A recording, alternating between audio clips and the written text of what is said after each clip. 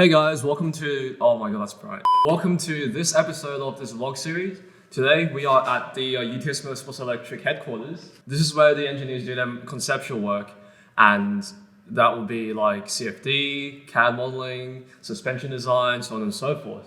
We also have two simulators here. Unfortunately, one of them doesn't work because of the hub being overheated and whatnot, but hopefully that gets fixed soon. But that's not what we're going to be focusing on today, because we're going to go to Redback Racing's workshop in the afternoon, and we're going to be joined with other racing teams to visit with us. So, see how that goes.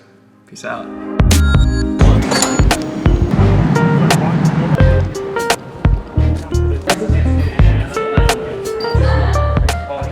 Coming out of comp last year, it was really cool to get involved and kind of interact and have all of the teams involved in this. It's a very neat experience that we have going for us being a part of FSAE, and so we kind of wanted to get everyone together, integrate more, chat more, and so we figured we'd take the first step and invite you all to our lab.